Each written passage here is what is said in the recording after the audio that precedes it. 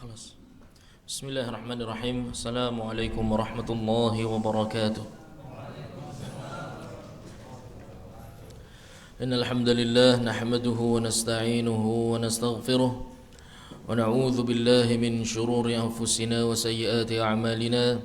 من يهده الله فلا مضل له ومن يضلل فلا هادي له، وأشهد أن لا إله إلا الله وحده لا شريك له، وأشهد أن محمدا عبده ورسوله صلى الله عليه وعلى آله وأصحابه ومن تبعهم بإحسان إلى يوم الدين وسلم تسليما كثيرا. أما بعد. Segala puji bagi Allah Tabaraka wa Ta'ala yang dengan limpahan nikmat, taufik dan hidayahnya, alhamdulillah pada malam hari ini insyaallah Ta'ala kita akan melanjutkan materi yang sudah kita mulai dari mengenal fikih Islami. Semoga Allah Subhanahu wa Ta'ala memudahkan kita untuk mendekat kepada surganya dan menjauh dari nerakanya. Dan semoga salawat dan salam selalu tercurahkan untuk baginda Nabi Muhammad sallallahu alaihi wasallam, kepada seluruh keluarganya dan kepada seluruh sahabatnya dan yang mengikuti mereka di atas sunnah hingga hari akhir nanti. Jamaah sekalian dirahmati Allah Subhanahu wa Ta'ala, silakan dibuka materi yang insyaallah akan kita lanjutkan tentang syurut as-salah. Ya, syurut as-salah. Dan kita tahu bahwasanya syarat ini harus dipenuhi sebelum ibadah itu dilakukan, dan dia harus ada terus sampai ibadah tersebut ditutup atau berakhir. Maka tidak boleh dimulai kecuali syaratnya sudah terpenuhi, atau ketika di tengah ibadah syarat tersebut putus, maka ibadah tersebut pun menjadi tidak sah. Kemarin kita sudah mengenal syarat yang pertama adalah apa? Yang itu tidak perlu disebutkan ya, kata para ulama, karena itu masuk di seluruh bab ibadah ya. Al-Islam, al-aql, wa tamyiz. Itu syarat sahnya sebuah ibadah di semua bab ibadah. Maka tidak perlu disebutkan. Tapi kemarin kita menyebutkan untuk supaya mengerti saja. Jadi kalau dimaksud dari syarat sahnya salat, maka selain dari ketiga hal tersebut. Pertanyaan, mengapa syarat sahnya salat di sana tamyiz bukan baligh? Kenapa kira-kira? Syarat sahnya salat itu yang tiga itu adalah al-Islam, wal-aql, wa tamyiz. Kenapa tamyiz tidak dikatakan baligh? Kenapa tidak baligh syaratnya?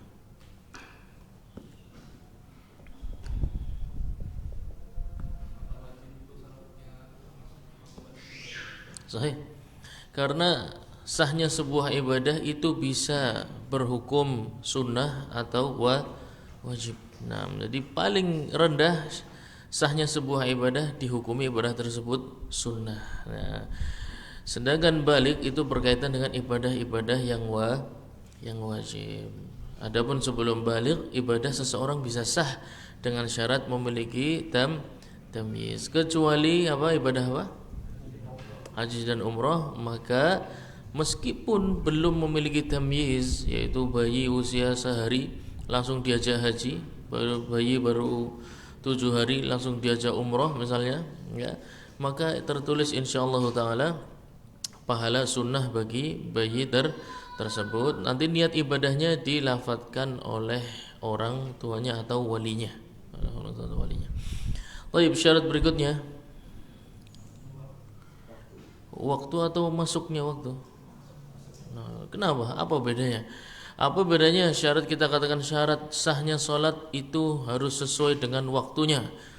Yang kedua, syarat sahnya salat adalah sudah masuk waktunya. Apa beda di antara keduanya? Katanya mau ujian. Kalau sudah masuk boleh lewat. Apa maksudnya? Lewat juga termasuk sudah masuk. Jalan tol apa iki? Kalau sudah masuk boleh lewat. Oke, siapa yang mau menjelaskan?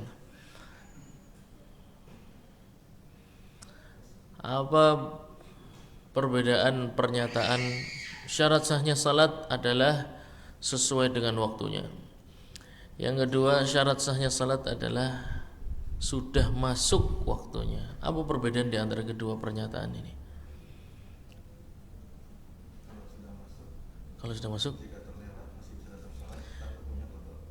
kalau sudah masuk walaupun terlewat masih bisa dilakukan. Terlewat apanya?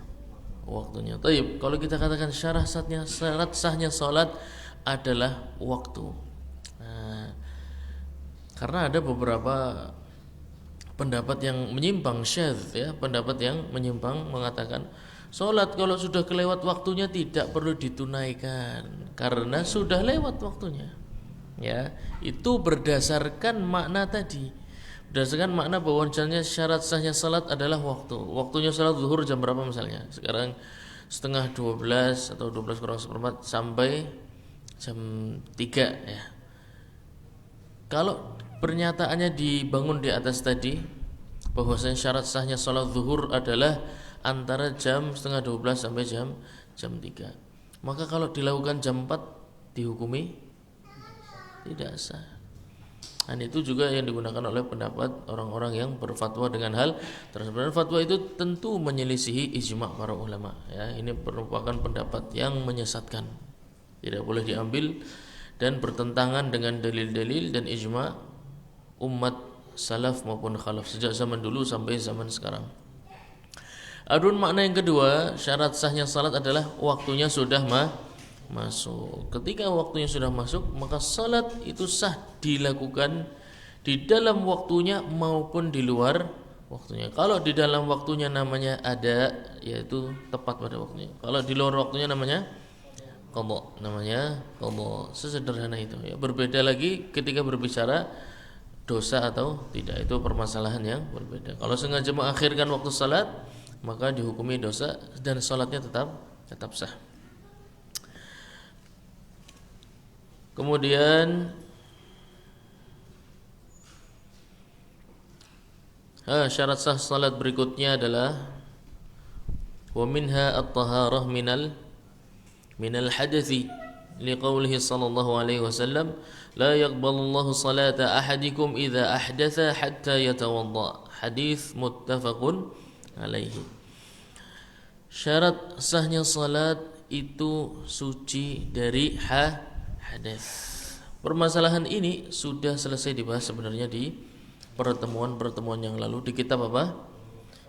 Kitab Thaharah. Ya, bagi yang belum mendengarkan silahkan dicek ya tentang pembahasan tentang kitab At-Thaharah. Oleh karena itu kitab Shalah itu diletakkan setelah kitab Thaharah karena Thaharah itu syarat sahnya salat. Maka wajib bagi seorang muslim untuk menguasai kitab Thaharah dulu sebelum berbicara tentang permasalahan salat. Jangan sampai dia salatnya sudah Masya Allah tabarakallah, akan tetapi permasalahan tentang hadas saja dia tidak mengerti. Apa-apa yang keluar, ada najis yang keluar, sedikitnya, banyaknya, dan lain sebagainya. Babnya apa? Kalau di kitab Thaharah yang berkaitan dengan hadas, namanya babnya apa?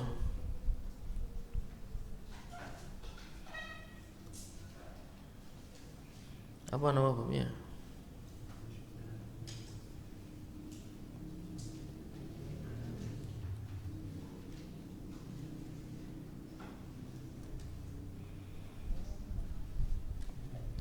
Bab berkaitan dengan hadas kecil dan hadas besar. Namanya babnya apa kalau di kitab Thaharah? Jadi antum tahu ya, kalau nyari tentang hadas itu apa saja sih barangnya. Nah, tahu antum ke kitab Thaharah yang mana? Kitab Thaharah banyak ya, masalahnya sangat banyak. Antum tahu akan kembali ke yang mana? Di bab yang mana? Ayo, lali. Padahal tak tekankan terus waktu itu. Kalau judulnya ini berarti permasalahannya tentang hadas asghar. Kalau judulnya ini berarti tentang hadas akbar. Jadi antum tidak kesasar, muka kitab tuh cepat. Ya. Izalatun najasah, namanya aja najasah. Berarti najis. Ini kita bicara tentang hadas dulu.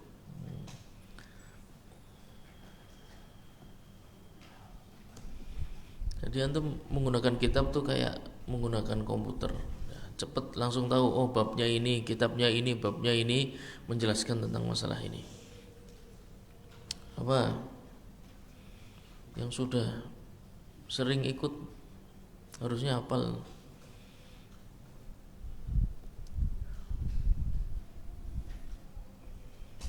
Bab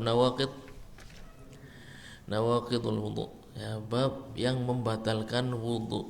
Jadi perkara-perkara yang membatalkan wudu itu sudah pasti berbicara tentang hadas.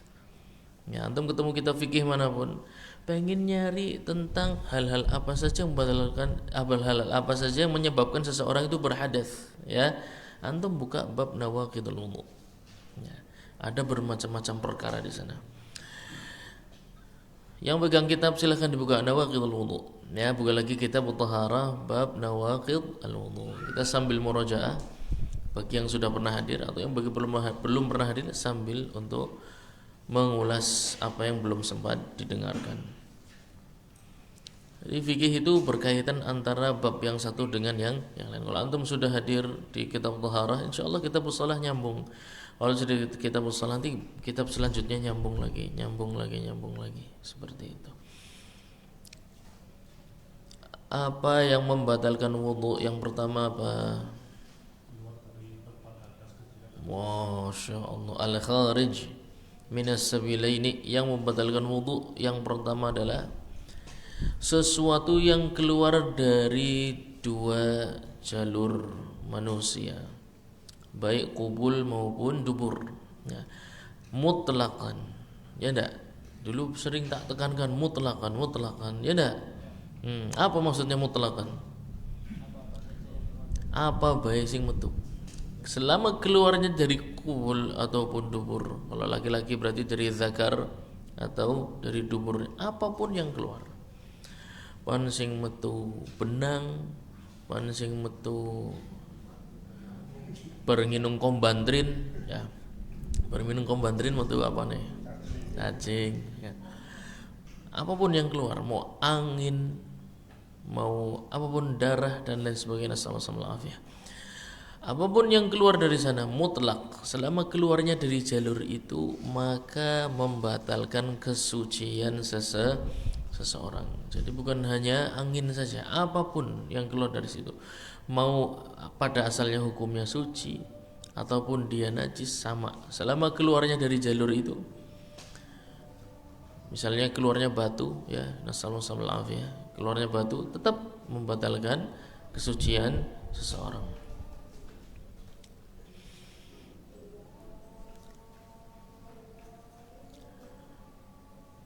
Nabi SAW memerintahkan para sahabatnya ketika sedang safar agar tidak melepas sepatunya, tapi sepatu yang memenuhi syarat, ya, khifaf atau khuf, ya, atau khuf.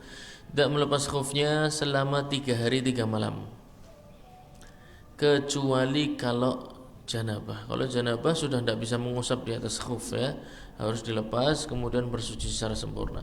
Yang bisa mengusap dengan khuf itu ketika batal kesuciannya karena ghaid atau karena baul atau karena naum, yaitu karena buang air dari lubang yang belakang atau bagian depan, atau karena tertidur.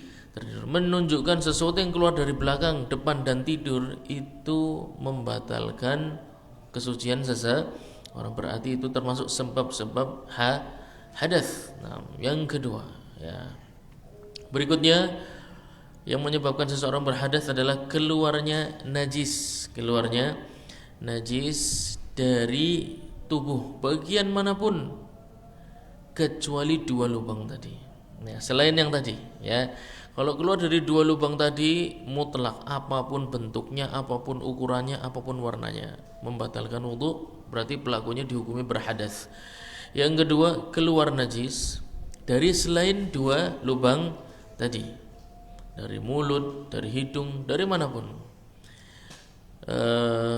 Contohnya, dan itu merupakan pendapat jumhur ulama, yaitu keluar muntah, ya, seseorang mengeluarkan muntahan dari perutnya. Itu adalah pendapat jumhur fuqaha, jumhur ulama, bahwasannya muntah ini membatalkan wudhu dan termasuk sebab-sebab seseorang dihukumi berhadas. Tapi seberapakah masalah ini mengambil kias kepada masalah darah juga, ya, keluar darah misalnya mimisan.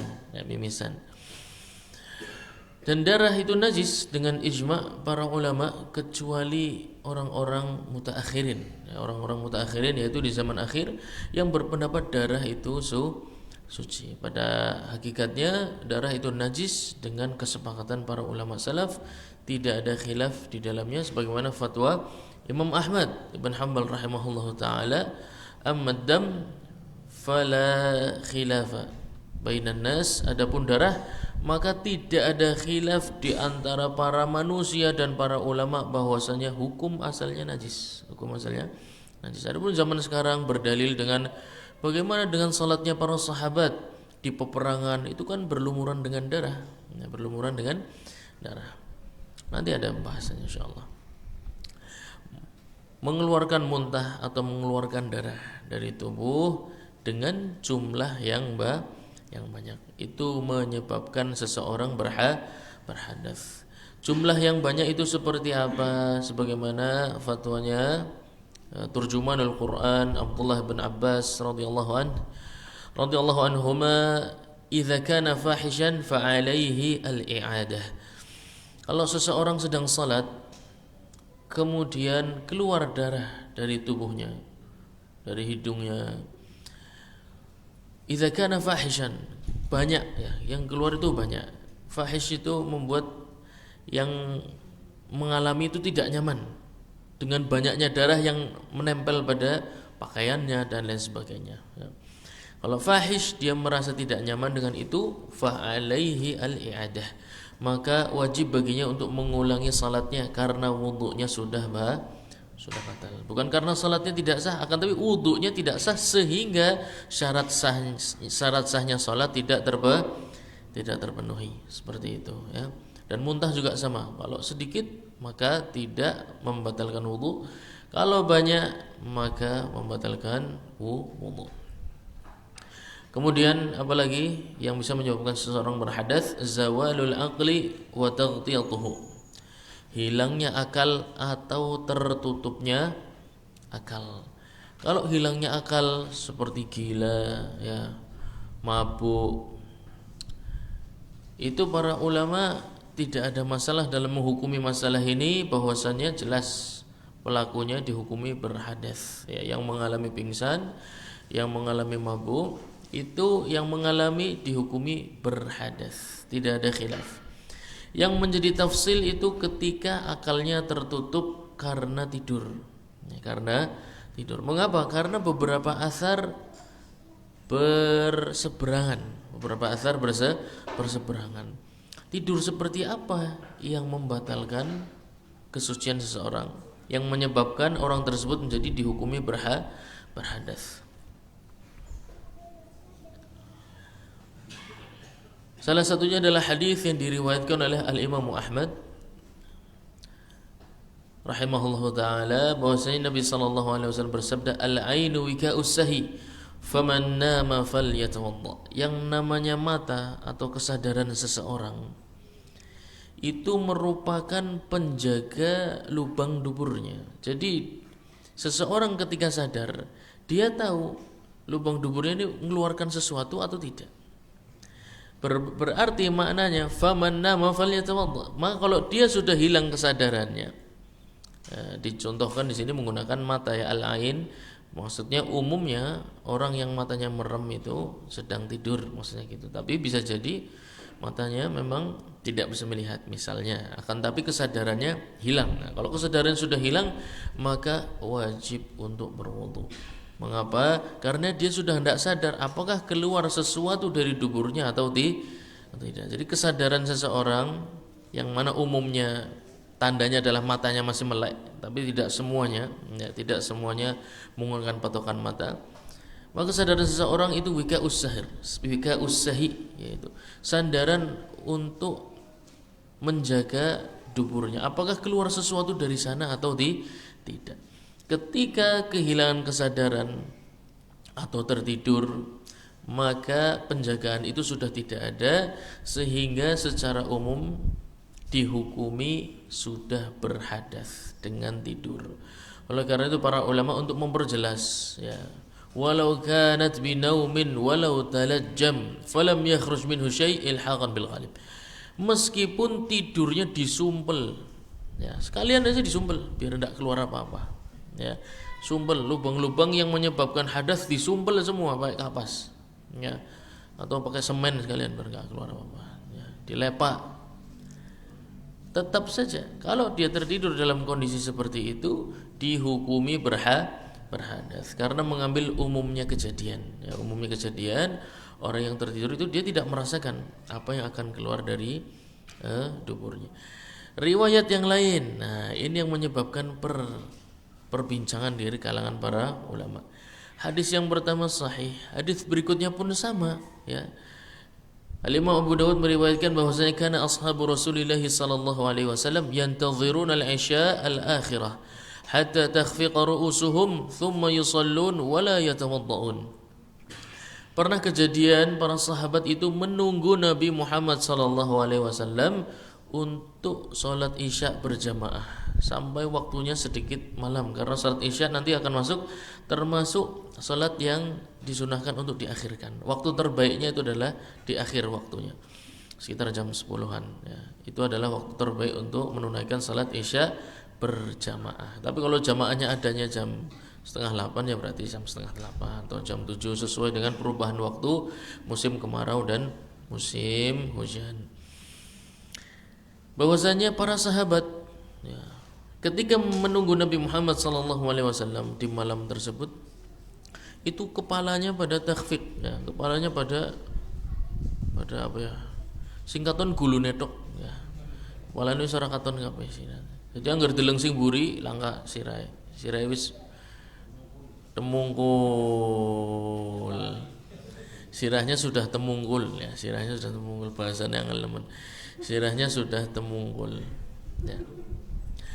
Dan di dalam riwayat yang lain yarqudun, tidur. Di riwayat yang lain tidur. Setelah beliau sallallahu alaihi wasallam datang, yusallun wa la yatawaddun. Mereka langsung berdiri, ditegakkan qomat, mereka berdiri kemudian langsung salat tanpa wudu. Apa yang antum petik dari hadis yang kedua? Bahwasanya tidur tidak membatalkan. Dua hadis sahih sumbernya dari Rasulullah sallallahu alaihi wasallam, ya. As-Sadiqul Masduq, yang bisa dipercaya, wa ma yantiqu 'anil hawa, tidak mungkin berbicara dengan hawa nafsu, semuanya berdasarkan wahyu. Terus pimen cara ngumpulna dua hadis ini? Harus ketemu. Enggak bisa ndak. Harus ketemu, sumbernya sama kok. Sumbernya sama. Berarti antum harus mentakwil hadis. Ima yang satu harus dimaknai begitu, ima yang begini, yang satu lagi harus dimaknai begini.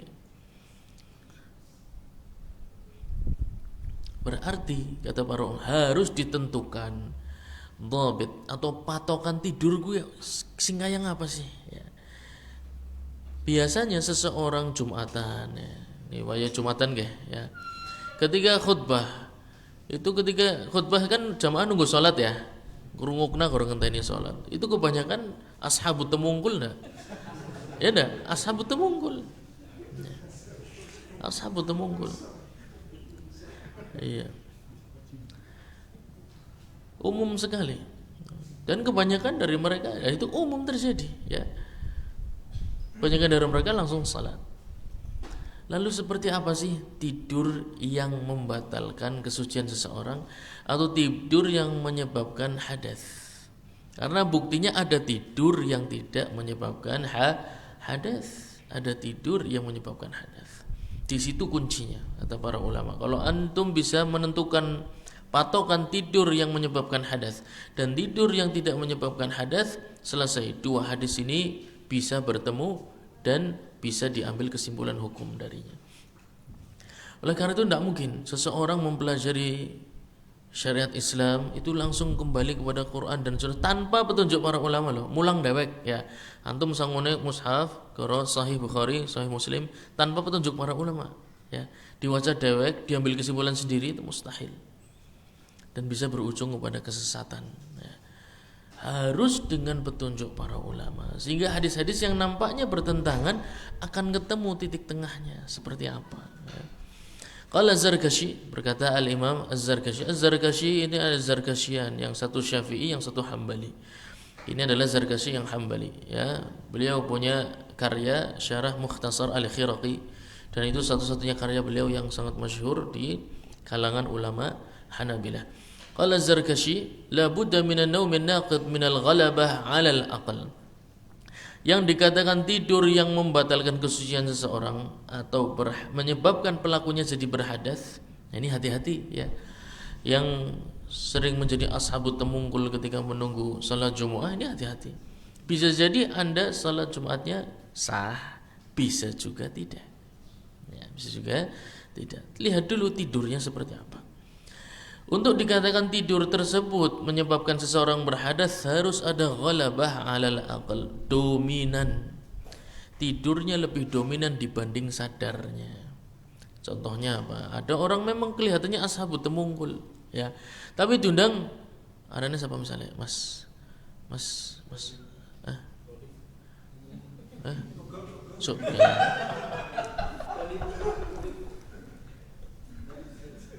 Mas Joko, PS Joko, ya. Mas Joko, anak katone kayak gue, sing katon gulune tok.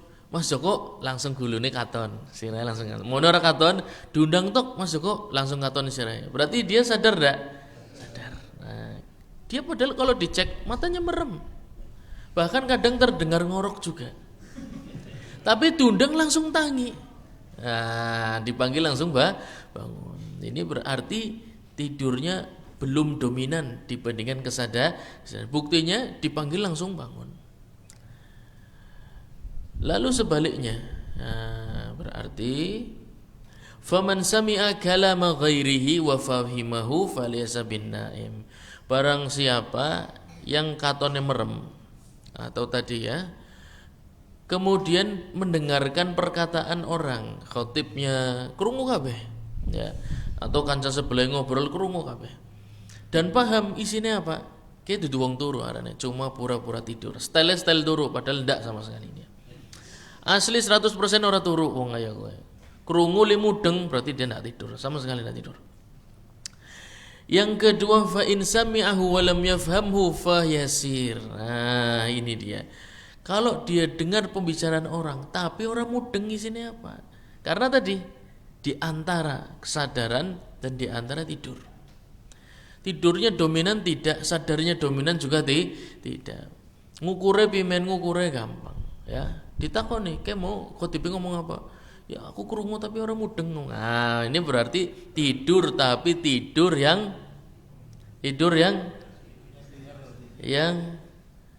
membatalkan atau tidak? Tidur yang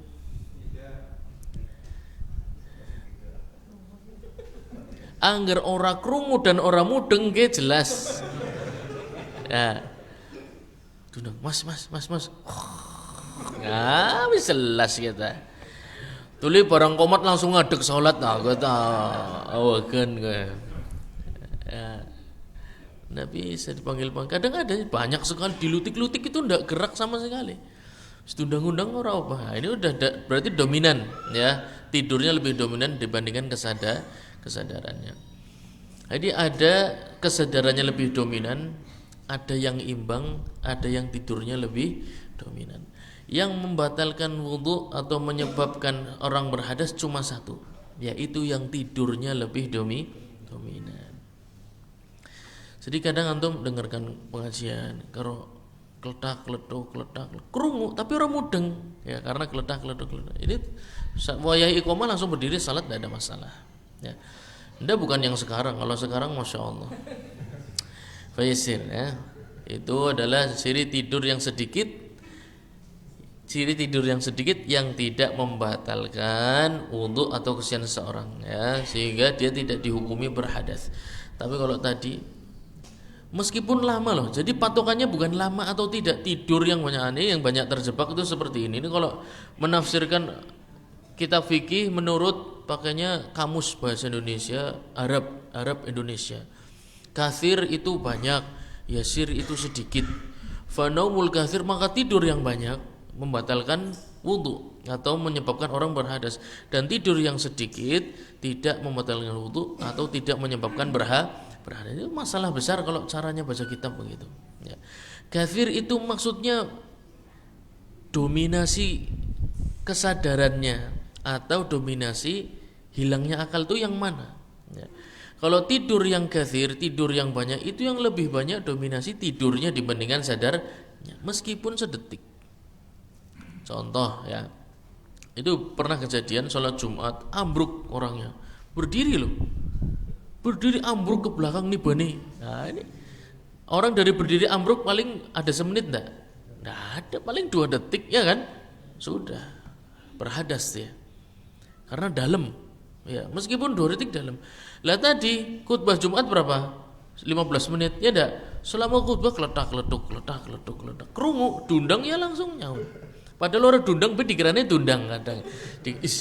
Padahal nggak ada yang manggil dia, tapi dia ngerasanya dipanggil izin soalnya ya. Izin soalnya wis turu, dikiranya dia tidur. Padahal 15 menit, tapi tergolong tidur yang sedih. Kadar tidurnya maksudnya bukan lamanya. Ya. Padahal itu terus dalam kitab fikih, nom katsir, nom yasir, itu masalah kalau menerjemahkannya letterlek dan tidak pernah ngambil dari syekh, itu muskilah besar ya. Nom katsir, tidur yang banyak, enggak, maksudnya kadar tidurnya banyak meskipun 2 detik. Lagi ruku ambruk glenyer ya sampai jagong, dari ruku sampai delosor paling 2 detik ya kan, meskipun bangkit lagi sudah selesai itu, sudah hilang akalnya. Karena kenapa kok masa cuma iya, karena di 2 detik itu dimungkinkan keluar sesuatu dari dubur dan dia tidak merasakannya. Wa idza saqata sajid an hayatihi, dikasih contoh ya oleh Al-Imam Al-Buhuti dalam kitab Kasyaful Qina. Kalau orang yang sujud, umumnya orang sujud bentuknya seperti apa, kemudian ngelambruk ya, cuma 2 detik bangkit lagi sudah tidak sah salatnya ya, karena dia sudah kehilangan kesadaran secara sempurna meskipun 2 detik. Wal qa'im min qiyamihi, atau yang berdiri kemudian ambruk ya sampai duduk kemudian berdiri lagi, sudah tidak berguna karena posisi dari berdiri ke duduk tadi dimungkinkan keluar sesuatu dari duburnya, maka dianggap taharahnya sudah batalat taharatuhu. Fa in syakka fil katsir, lah anggar keder ya, aku mau turune ngorok tapi kayune nyong krungu ya, kau tipe ngomong apa aku krungu, lho kuwi termasuk tidur yang seperti apa. Nah ini para ulama tuh baik hati ya, jadi menyebutkan masalah-masalah yang terjadi dalam kehidupan kita. Fa in syakka fil katsir, kalau dia ragu tidurnya kayak tidur sing banyak kadar tidurnya atau banyak sadarnya, dia ragu bimbang, pertimbangannya lebih besar mana bobotnya. Lam yaltafit ilaihi, kalau dia ragu tentang tidurnya maka pada asalnya dia sadar, pada asalnya dia tergolong sadar meskipun hanya setengah. Lam yaltafit ilaihi, tidak perlu bingung karena toharohnya yakin, tapi pembatal toharohnya yakin atau ragu ya. Dan pada asalnya seseorang itu berpegang pada apa yang yakin ya. Al yaqinu la yazulu bisyak, yang nama yakin tidak bisa hilang dengan sesuatu yang ya. Toharohnya yakin, batalnya atau tidur yang membatalkannya ragu, maka dia pada asalnya hukumnya tahir, hukumnya masih tahir. Li tayaqunihi at-taharah wa syakkihi fi naqdhiha. Yang kemudian para ulama juga memberikan tips-tips juga ya. Dan ini dari Imam Ahmad bin Hanbal rahimahullah taala, wa in ra'a fi naumihi ru'ya fahuwa katsir. Nah, beberapa tanda bahwasanya tidurnya dalam atau lebih dominan, dia melihat mimpi yang indah di dalam tidurnya ya. Kalau pas geluk wis kebayang berada di suatu tempat ya, mimpi yang ditunggu-tunggu tiba juga pada akhirnya ya. fahuwa katsir. Ini ciri tidur yang banyak atau yang dominan. Banyak tuh maksudnya kadar tidurnya lebih dominan. Alaihi, ini adalah perkataan Imam Ahmad ya, atau fatwanya beliau rahimahullah taala. Jadi meskipun sebentar, kalau nampak ada, saya yakin mimpi apa duduk, nah berarti mimpi apa bukan? Kalau ragu dia bukan ya. Yang namanya mimpi itu jelas, antum yakin bahwa saya mimpi tadi malam. Nah sama, misalnya ketiduran dalam sholat, mimpi walaupun cuma 2 detik maka sudah selesai ya. Wayan qudul yasiru. Nah tapi tidur yang yasir pun bisa menyebabkan hadas ya. Tadi adalah dari orang yang sujud dan berdiri. Sekarang tidur yang sedikit itu bisa membatalkan dari yang rukuk dan sujud. Li'anna mahalal hadathi munfatih bi khilafil jalis. Adapun orang yang duduk dan berdiri itu dimaafkan tidurnya yang sedikit ya. Tidur sedikit bukan yang jumlahnya atau waktunya sebentar ya, antum udah paham ya, tadi udah jelaskan.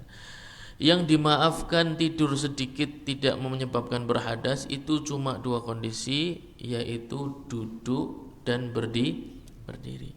Adapun rukuk dan sujud meskipun tidurnya cuma sedikit tetap menyebabkan pelakunya berhadas. Makanya hati-hati ya.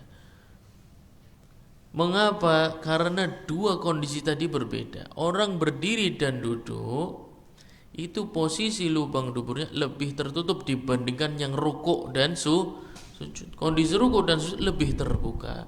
Maka tidur sepersekian detik pun bisa menjadi celah untuk keluarnya sesuatu dari dubur. Wayan qudu aidan mustanid wan muttaki. Dan semisal dengan orang yang rukuk dan sujud adalah orang yang nyender, duduk tapi nyender. Ya, ini juga lebih terbuka dibandingkan duduk yang tidak nyender. Kalau duduknya tidak nyender, insya Allah lebih kuat dalam memegang tempat keluarnya hadas. Adapun yang duduknya nyender, baik nyender kepada benda atau nyender kepada tangannya sendiri, nah itu lebih terbuka daerah yang mungkin terjadi hadas darinya. Kemudian yang menyebabkan hadas juga, nah ini harus kita ulas lagi sambil murajaah. Wa masu dzakari adamiyyin mutlaqa. Jadi usahakan sering-sering mandi yang bersih ya. Jangan sampai mau sholat garuk-garuk ya. Garuk-garuk bagian zakar ya, mutlaqan, secara mutlak, baik dengan syahwat maupun tidak, sama. Selama yang disentuh zakar maka membatalkan wudu dan dia dihukumi berhadas mutlaq, apapun bentuknya, shaghir, kabir, sama, pan bocah cilik, pan wong gede pada ya. Wong sekolah ora sekolah pada ya. Li hadits Busrah, karena berdasarkan hadis Busrah binti Safwan radhiyallahu anha anna Nabiy sallallahu alaihi wasallam qala man massa dzakarahu falyatawadda. Masalah ini terjadi khilafiyah ya. Mungkin antum pernah mendengar juga bahwasanya tidak membatalkan wudu ya. Akan tapi insyaallah kita sampaikan. Ini karena tadarub an-nusus, karena berseberangannya hadis-hadis Nabi sallallahu alaihi wasallam yang mana kalau tidak ketemu jalan keluarnya ini enggak boleh. Mengapa? Karena sumbernya satu, pasti ketemu apapun jalurnya. Pertama bisa dijamak ya, bisa ditarjih, bisa juga dinasakh ya. Yang satu hadisnya sahih, yang dua sahih, tapi yang satu sudah dihapus hukumnya digandingkan dengan hadis yang kedua, itu juga dimungkinkan. Jadi tidak mungkin 2 hadis bertentangan, murni bertentangan, itu enggak mungkin karena sumbernya satu. Barang siapa yang menyentuh zakarnya wajib baginya untuk berwudu. Hadis diriwayatkan oleh Al-Imam Ahmad ya, dari hadisnya Busrah. Wa an Abi Hurairah, dan hadisnya Abi Hurairah pun sama, idza afdha ahadukum bi yadihi ila dzakarihi faqad wajaba alaihi alwudu. Hadis riwayat Al-Imam Ahmad. Sahabat Abi Hurairah radhiyallahu anhu meriwayatkan hadis dari Nabi Muhammad sallallahu alaihi wasallam, "Idza afdha ahadukum bi yadihi ila dzakarihi," kalau kalian menyentuh dengan tangan kalian zakar kalian, apapun sebabnya, apapun alasannya, alasan medis, alasan gatel dan lain sama saja, faqad wajaba alaihi alwudu, jelas ya, wajib, faqad wajib ya, wajib baginya untuk berwudu, berarti hukumnya berhadas. Dan merupakan sebuah nikmat. Al-Imam Ahmad memiliki riwayat yang lain, ditambahkan lafaz laisa dunahu sitrun, antara tangan dan zakarnya tidak ada penghalang, baik kaos tangan, pakaian, tisu dan lain sebagainya. Selama tidak ada penghalangnya, langsung kulit dengan kulit, maka membatalkan wudu, apapun alasannya, apapun motivasinya, mutlak. Tapi kalau ada penghalangnya, yang menggunakan tisu, menggunakan kain dan lain sebagainya, maka tidak membatalkan wudu. Jadi antum usahakan punya sarung tangan khusus ya, gampangnya mandi yang bersih lah, gampang itu, aman. Waruya dzalika an bad'ati asyar sahabiyan, diriwayatkan hadis ini dan fatwa ini, fatwa bahwasanya menyentuh zakar membatalkan wudu, itu diriwayatkan bukan oleh 1-2 sahabat, tapi bid'ata asyar, ya, belasan sahabat meriwayatkannya. Wa hadza la yudraku bil qiyas, maka permasalahan ini tidak bisa menggunakan kias. Maksudnya apa menggunakan kias? Wong pada awake dewek nyekeli jempol ora batal, nyekeli zakar batal. Apa bedanya jempol karo zakar? Wong kadang ukurannya ya pada, ya. Khususnya di musim-musim penghujan. Apa bedanya nyekeli kuping dengan memegang zakar? Sama-sama bagian tubuh, ya enggak? Itu namanya qiyas. Tidak bisa pakai qiyas. Mengapa? Karena perkaranya ghaib, ya, perkaranya ghaib. Alasannya ghair ma'qulil makna. Buktinya para sahabat belasan berfatwa dengan hal tersebut.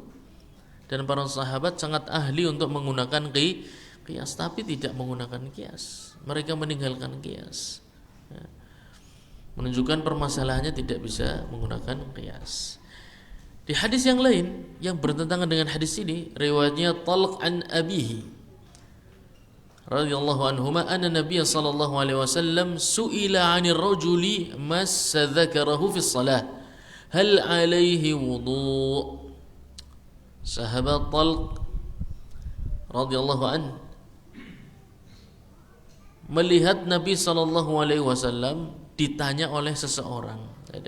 Beliau radhiyallahu anhu melihat ada seseorang mendatangi Nabi, terus tanya bahwasanya kalau ada seseorang lagi sholat menyentuh kemaluannya atau zakarnya karena gatal dan lain sebagainya, apapun sebabnya, ya, semut, ya, tawon, macam-macam, nasallallahu alaihi.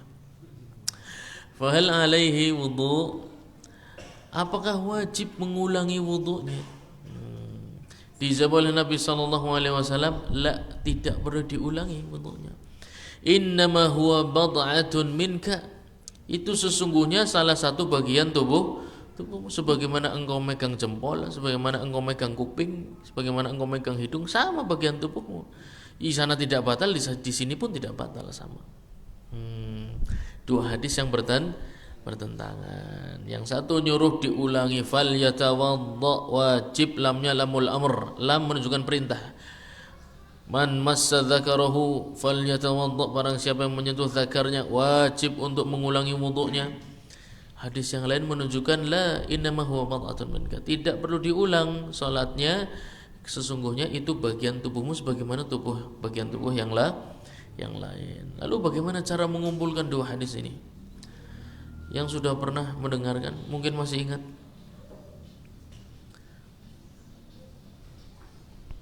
Tolong suaranya dikecilkan, ya.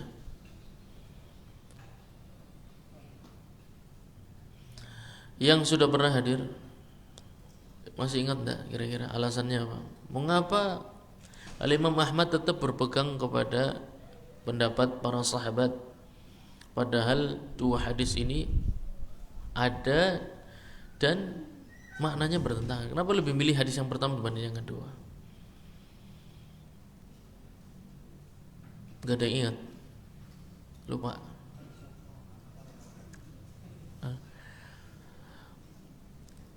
Yang pertama ada beberapa alasan ya. Yang pertama, hadisnya talq innama huwa bad'atun minka, ini para ulama berbeda pendapat bahwasanya di sini sahih atau tidak. Ya. Al ulama takallamu fi sihhatihi. Para ulama membicarakan tentang kesahihan hadis ini. Membicarakan itu maksudnya meragukan. Ya, ada yang mengatakan sahih, ada yang mengatakan tidak. Itu namanya membicarakan. Sedangkan hadis yang pertama itu hadisnya sahih ya, dan tidak ada para ulama yang mendhaifkan. Jadi dari sisi tarjih hadisnya lebih kuat hadis yang pertama karena para ulama sepakat dengan sahihnya. Sedangkan hadis yang kedua ada yang mendhaifkan, dan salah satu yang mendhaifkan hadis yang kedua adalah Imam Ahmad dan Imam Syafi'i. Kemungkinan yang kedua, anggaplah hadisnya sahih dua-duanya. Anggaplah hadisnya sahih dua-duanya. Fa in sullima tashihuhu, kalau kita anggap dua hadis ini sahih yang bertentangan, maka hadisnya talq atau hadis yang kedua kita sebutkan tadi adalah hukumnya mansukh. Mengapa? Mengapa hukumnya mansukh? Karena Talq ibn Adi radhiyallahu anhuma itu datang menemui Nabi sallallahu alaihi wasallam dan beliau sallallahu alaihi wasallam sedang ikut membangun Masjid Nabawi. Berarti terjadi di tahun keberapa Hijriah? Berapa? 1. Ya, tahun pertama Hijriah. Jadi hadis ada seseorang tanya kepada Nabi tentang seseorang laki-laki yang dalam sholatnya menyentuh zakarnya, itu terjadi di tahun 1 Hijriah. Adapun Busrah ya, yang meriwayatkan man massa dzakarahu falyatawadda, itu masuk Islam di tahun ke-8 Hijriah. Berarti lebih akhir dibandingkan hadis yang mana tadi? Hadisnya talq.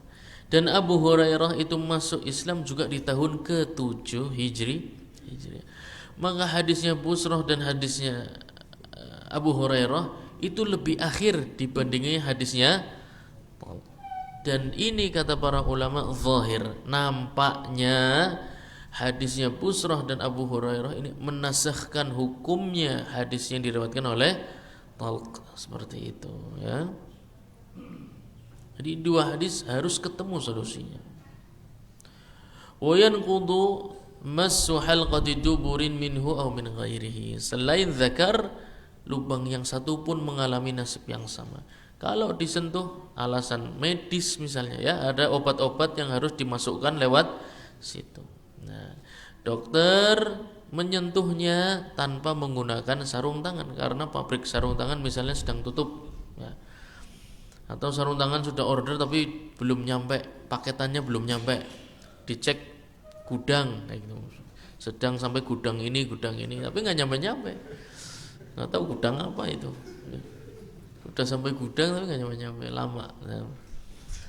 Sehingga harus melakukan tindakan operasi kecil misalnya ya. Dokter terpaksa harus menyentuh bagian dubur karena ada yang harus dilakukan secara medis di sini. Maka dokter tersebut setelah selesai operasi mendengar azan, ya kan, kemudian berangkat salat. Apa hukum salatnya?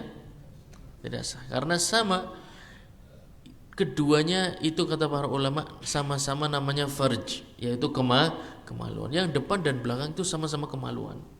Kalau zakar membatalkan, maka yang belakang pun membatalkan. Kenapa? Yang beberapa ulama berikan alasan, zakar dan dubur itu secara umum lebih bersih zakar secara umum ya. Ada kondisi orang berbeda-beda.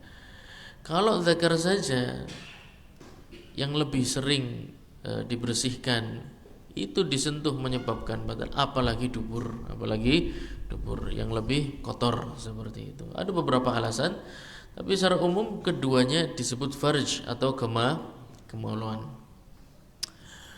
Kemudian penyebab hadas juga wa massu basyarati untha li syahwatin. Nah, ini permasalahan yang menjadi titik berbedanya antara Imam Ahmad dan Imam Syafi'i. Menyentuh wanita, ya, laki-laki yang bersentuhan dengan wanita, apakah menyebabkan batal wudunya? Adapun Imam Syafi'i berpendapat dengan ayat Qur'aniyah, aula mastumun nisa falam tajidu ma fatayammamu sa'idan thayyiba. Ketika kalian menyentuh wanita kemudian tidak ada air untuk bersuci, maka gunakanlah cara apa? Tayamum. Berarti batal tidak wudunya? Batal. Diperintahkan tayamum kan karena batal wudunya, ya. Menandakan menyentuh wanita itu membatalkan kesucian, sehingga diperintahkan untuk bersuci. Ini adalah pendapat Al-Imam Asy-Syafi'i. Imam Ahmad tidak sepakat. Imam Ahmad menambahkan sedikit tambahan, menyentuh wanita membatalkan wudu seseorang kalau ada muncul syahwat di sana. Selama tidak muncul maka tidak membatalkan wudunya. Mau wanita itu mahram, bukan mahram, istri nomor 1, nomor 2, nomor 3, nomor 4 sama, ya. Mau sudah dewasa maupun anak kecil sama. Nasallallahu alaihi. Mengapa Imam Ahmad berpendapat itu? Apakah beliau menyelisih Al-Quran? Tidak ada niatan menyelisih Al-Quran sama sekali. Tapi beliau tahu bahwasanya Al-Quran itu dijelaskan dengan sunnah Nabi Muhammad sallallahu alaihi wasallam. Ada di dalam hadis yang muttafaqun alaihi, Al-Imam Ahmad berhujjah dengan hadis ini. Kuntu anamu baina yaday Nabi sallallahu alaihi wasallam wa rijlaya fi qiblatihi fa idza sajada ghamazani faqabattu rijlai. Hadis Ummul Mukminin Aisyah radhiyallahu anha wa ardhaha. Aku pernah tidur di depan Nabi Muhammad sallallahu alaihi wasallam dan kakiku berada di bagian kiblatnya beliau sallallahu alaihi wasallam. Ketika beliau hendak sujud, beliau menyingkirkan kakiku, menunjukkan disentuh atau tidak kakinya, berarti disentuh. Dan beliau melanjutkan sholatnya dan tidak mengulangi wudunya, menunjukkan menyentuh wanita tidak membatalkan untuk seseorang. Lalu ayat tadi gimana? Nasibnya ayat Quran tadi gimana? Ayat itu maksudnya aula mastumun nisa, menyentuh wanita dengan syahwat. Oleh sing endi? Ya. Anda menafsirkan karepe dewek apa kepriben? Ya. Anda tidak ada unsur karepe dewek. Ya. Seandainya antum mengerti bahasa Arab pasti langsung ketemu. Ya. Aula mastumun nisa. Menyentuh itu bahasa Arabnya apa? Lamasa yalmisu, ya enggak? Aula misa yalmasu. Di sini lamisa atau lamasa? Lamasa. Lamasa wazannya apa wazannya? Fa'ala. Ya. Fa'ala yufa'ilu mufa'alatan. Antum kalau ketemu wazan begini, itu mirip dengan syaraka yusyariku musyarakatan. Wazan, betul, masya Allah, ada ustazah ya, masya Allah, jazakallah khair. Wazan mufa'alah itu menimbulkan makna, umumnya menimbulkan makna saling, yaitu ada partisipasi kedua belah pihak.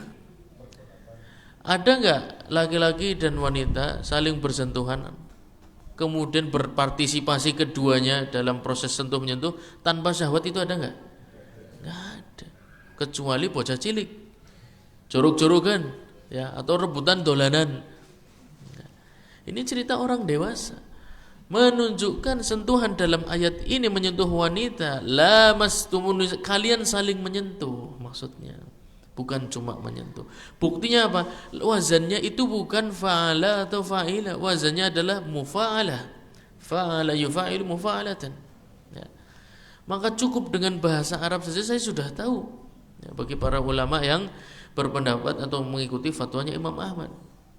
Ayat Qur'aniyah ini maksudnya adalah atau kalian menyentuh wanita dengan syahwat, maka wajib untuk bersuci.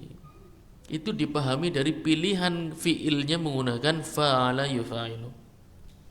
Sehingga ayat ini menjadi cocok dengan hadis Nabi Muhammad SAW karena menyingkirkan kaki dari istrinya radhiyallahu anha. Beliau SAW menyingkirkan dalam kondisi tidak bersyahwat karena sedang salat, sehingga cocoklah di sini ya antara Quran dan hadis Nabi Muhammad SAW. Wali annal massa laisa bihadath fi dzatihi, yang namanya menyentuh itu pada asalnya tidak menyebabkan hadas ya. Wa innama huwa da'in ilal hadas, tapi sentuhan ini adalah wasilah seseorang menjadi berhadas. Apa yang menyebabkan seseorang menjadi berhadas? Ketika sentuhan itu menimbulkan syahwat, fa'tubiratil halah, maka syahwat ini harus dipertimbangkan sebagai syarat. Sentuhan ini membatalkan kesucian seseorang. Selama tidak muncul itu, maka tidak dihukumi membatalkan wudu. Karena sebagaimana megang apapun ya, namanya nyentuh hanya menyentuh saja, tidak ada hal yang lebih. Wala yantaqidu wudu'u mal mustrus, angger sing dicekel pi men nasibe wudune ya, angger sing nyekel tak karuan ya, sing nyekel semangat ya, syahwat waliyadzubillah, sing dicekel lagi ora gelem ya, awit esuk masak ya, nyapu ngepel, hamil muda maning wah wis ora doyan mangan, minum angel, wis turune angel. Ternyata sang Arjuna ya pulang kerja iseng ya kan, menyentuh bojone lagi ora gelem ya kan, karena sedang ingin memperbanyak sholat, ingin anak di kandungannya menjadi anak yang soleh atau yang solehah ya kan. Ketika si suami ini memaksa ya dengan menyentuhnya dengan syahwat, wanita ini tidak ada keinginan sama sekali dan tidak menyambut syahwat suaminya, maka wala yantaqidu wudu'u malmus, adapun yang disentuh selama tidak muncul syahwat maka tidak batal wudunya. Sehingga yang dikhawatirkan oleh para jamaah haji Indonesia ya, nanti kalau di sana gimana Pak Yai, kita nanti wudunya batal, kalau tawaf kan banyak orang ya. Maka jadilah hambali yang sesungguhnya ya. Tidak batal bu ya, wong srembeten dok ya ora batal, saja kuatir nang pasar srembeten ya ora batal ya. Yang batal kalau muncul syahwat, selama tidak muncul syahwat maka tidak membatalkan. Enak insyaallah mazhab Hambali, Imam Ahmad itu mazhab yang Allahu alam ya, kata Syekh Amr Basyad itu yang paling meyakinkan. Kenapa? Karena asarnya banyak. Satu yang tidak bisa disaingi Imam Malik, Abu Hanifah, Imam Syafi'i, tanpa mengurangi keistimewaan mereka semua ya. Tapi yang melakukan rihlah keliling dunia mengumpulkan hadis cuma satu di antara 4 tersebut, beliau yang namanya Ahmad ibn Hanbal rahimahullahu ta'ala.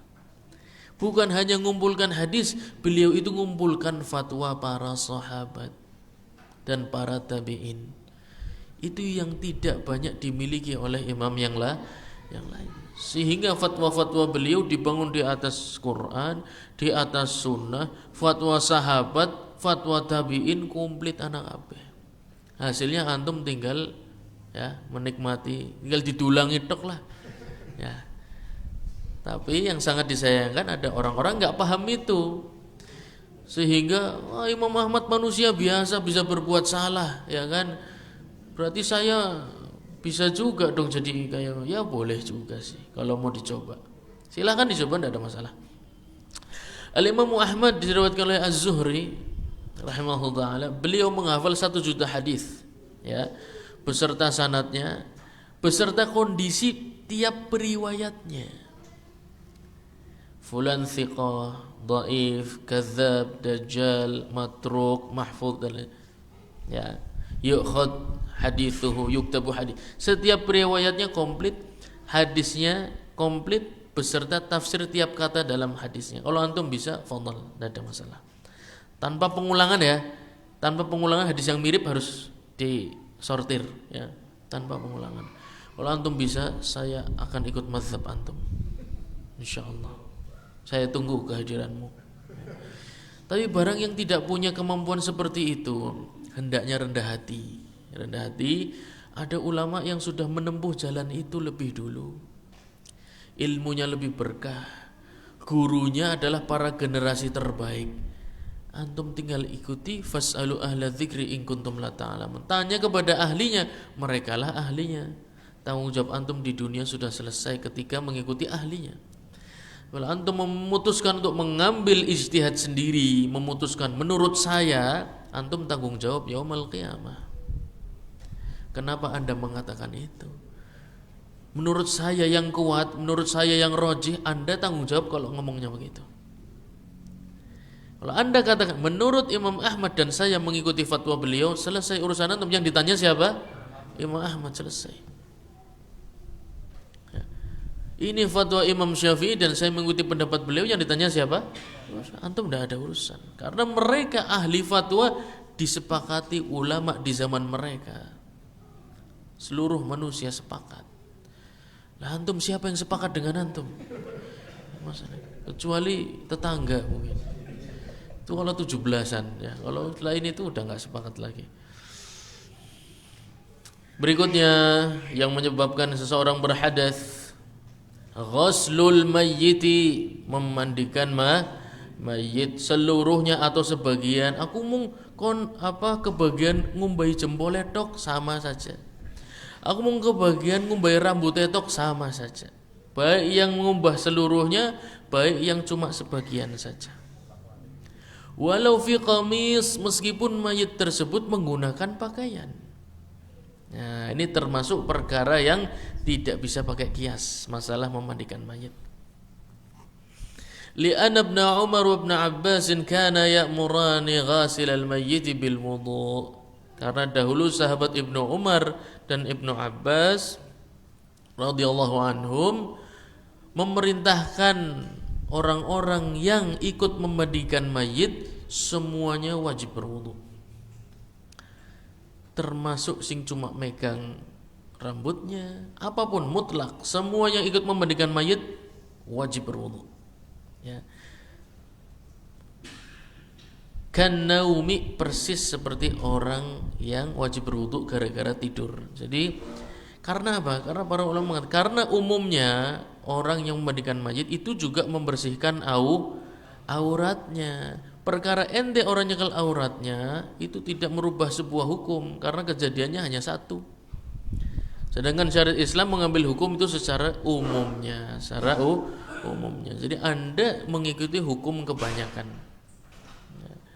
Wa ghasilul mayit, lalu siapa saja sing gotongi banyu tok sistet melu wudu juga ya, sing jukut selang ya, sing gotongi keranda tok, apakah ikut juga harus berwudu? Wa ghasilul mayit, siapakah mereka yang dikategorikan orang-orang yang termasuk golongan yang memandikan mayit? Man yuqallibuhu, tidak memegang kulitnya. Ustaz, aku mau melu molak-malik tok ya, melu nyekeli diwalik mana, berdirikan, dudukkan, maksudnya didudukkan, ditidurkan. Saya cuma ikut megangin tok. Sama ya, itu juga termasuk. Wa yubashiru, yang langsung memandikan juga termasuk. Walau marratan, meskipun cuma sekali ya, cuma ikut mandikan rambutnya satu kali atau kakinya atau tangannya dan lain sebagainya, sama, dia termasuk orang-orang yang dikategorikan yang memandikan la man yasubbul ma, angger yang ini mengguyurkan air, bagaimana sih nyekeli selang ya, atau yang mengguyurkan air, apakah termasuk? Tidak termasuk. Jadi harus ada proses langsung meskipun tidak bersentuhan dengan kulit mayit. Jadi alasannya ini memang tidak bisa menggunakan akal ya, tidak masuk akal. Karena apa? Karena mayit ini suci ya. Jadi bukan karena mayit ini najis, bukan. suci. Yang menyebabkan Anda berhadas itu proses memandikan mayat. Bukan karena mayatnya najis, tidak ada mayat najis. Ya. Akan tetapi proses memandikannya yang menyebabkan Anda berhadas. Dan siapa saja yang turut serta dalam proses memandikan, mereka yang langsung turun bersentuhan dengan mayat tersebut, meskipun cuma pegang bajunya, ikut bolak-balik, ya, atau langsung membersihkannya dan memandikannya sama. Adapun cuma mengguyurkan air atau megangnya selang dan lain sebagainya, ini tidak termasuk yang langsung bersentuhan dengan mayit, maka tidak dihukumi berhadas. Kemudian tambah sedikit, nah ini bagi yang sering umroh atau akan haji. Wa aklu lahmil jazur, makan daging unta. Udah pernah?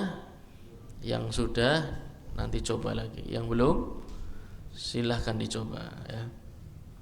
Tawaddau min luhumil ibil, wajib bagi kalian berwudu karena sebab makan daging unta. Wala tawaddau min luhumil ghanam, hadis diriwayatkan oleh Imam Ahmad, dan tidak wajib bagi kalian berwudu setelah makan daging kambing. Wala yajibul wudu bi syurbi labaniha, adapun susu unta maka tidak wajib berwudu karena hadisnya jelas luhum. Warnanya apa? Luhum itu daging. Selain itu maka tidak. Minum susunya tidak ada masalah, ya. Kalau kuah dagingnya pripun tat?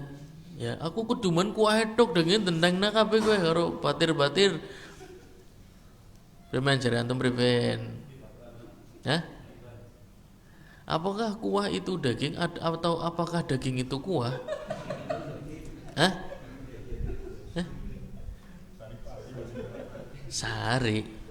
Wong di sari. Hah? La. Ya, kata para ulama, wa maraqul lahmiha, kuah dagingnya tidak menyebabkan wudunya batal. Ya. Hanya makan daging yang menyebabkan wudunya batal. Wa aklu kabidiha. Kalau tadi daging unta, kalau hati unta bagaimana? Enak loh hati unta, Masya Allah. Oseng-oseng hati unta. Wow. Kalau hatinya bagaimana? Kenapa tidak membatalkan? Ya, karena hati bukan daging, hati bukan daging. Watihaliha, dan sebelahnya hati itu apa? Yang kayak kacang pankreas. Apa sih? Ya gue jeruan-jeruan lah, bukan isu gue lah. Hah? Pela, iya ya, pela ya, pela. Wasanamiha, dan juga punuknya. Gimana? Punuk daging bukan? Bukan ya. Boleh dimakan, ya semuanya boleh dimakan. Ini cuma bicara membatalkan wudu atau tidak. Jadi dulu saya pernah ngawal rombongan itu, pertama kali langsung diajak makan daging unta. Sambutannya dari turnya adalah masuk Madinah langsung sambut dengan daging unta. Nah, itu perlu diedukasi bahwasanya nanti selesai makan tuh biasanya menjelang sholat zuhur. Berarti nanti mau sholat di Masjid Nabawi harus berwudu lagi, maksudnya kayak gitu. Jadi nggak ada masalah ya, makan yang enak, berwudu, kemudian salat seperti biasa. Wa kirshiha, kirsh itu adalah babat ya, babat unta. Membatalkan wudu nggak? Kenapa? Karena bukan daging, harganya aja beda. Anu coba ke pasar beli daging ayam sama babat mesti beda, ya kan? Iya, lebih murah, menandakan dua barang yang berbeda. Wa nahwi, dan semisalnya wa misran usus ya. Usus daging bukan? Bukan. Buktinya apa? Harganya beda. Waliyan kudu ta'amu muharram au najis. Nah, kalau jangan saya fulan makan sesuatu yang haram, hasil nyolong ya. Makan bendanya suci, makan apel tapi hasil nyolong. Nah, kira-kira gimana? Untuknya batal enggak? Tidak membatalkan ya. Karena membatalkan wudu atau tidak ini hukum syar'i, dalilnya harus berdasarkan wahyu tidak bisa sembarangan ya. Ada, karena ini menurut beberapa orang ya yang alirannya thariqah biasanya atau sufi. Jadi makan sesuatu yang haram tuh harus bersuci juga ya. Karena memasukkan sesuatu yang buruk bagi tubuh. Wala yuqasu bilahmil ibili li'anna al-hukma fihi ghair maqul ma'na. Nah, tidak bisa dikiaskan dengan daging unta, daging-daging yang lain tidak bisa ya. Hanya khusus daging unta saja yang punya hukum seperti itu. Kemudian penyebab hadas antum bisa baca di bab apa lagi? Yang tadi nawaqidul wudu. Terus apa lagi? Babul ghusl, bab yang menyebabkan seseorang wajib mandi janabah. Mandi besar itu enggak harus di kolam yang besar ya, atau embernya harus besar, ciduknya harus besar. Enggak ya. Tapi maksudnya adalah mandi janabah ya, mandi janabah. Segala hal yang menyebabkan Anda terkena hukum wajib mandi janabah itu adalah hal-hal yang menyebabkan Anda dihukumi berhadas. Nah, maka kalau sudah bisa menghindari ini, silahkan melaksanakan salat. Nah, jadi wajib berwudu dari hal-hal. Jangan sampai hal-hal ini terjadi kemudian belum bersuci sebelum salat. Ya, silahkan nikmati, silahkan lakukan apa yang bermanfaat untuk orang. Tapi untuk sahnya salat, misalnya antum melihat ada nanti sampai najis. Tadi kan taharah minal hadas ya. Habis itu taharah minan najas, suci dari najis. Misalnya anjing, ya ada anjing terjebak, ya. Antum pengen nolong, jangan ragu-ragu, tolong aja, ya. Kemudian bersuci, selesai. Jadi masalah najis atau hadas itu berbeda dengan perbuatan yang haramnya. Itu adalah hukum yang menyebabkan antum sholatnya tidak sah kalau ada hadasnya atau ada najisnya. Sudah sesederhana itu. Ya, jangan berpikir sempit kemudian anjing mati baru apa melaso ya. Mereka juga makhluk Allah Subhanahu wa taala ya. Kalau butuh bantuan antum bantu. Baik, insyaallah kita lanjut di pertemuan yang akan datang. Semoga yang sedikit ini bermanfaat untuk kita semua. Subhanakallahumma wa bihamdika asyhadu an la ilaha illa anta astaghfiruka wa atubu ilaik. Wassalamualaikum warahmatullahi wabarakatuh.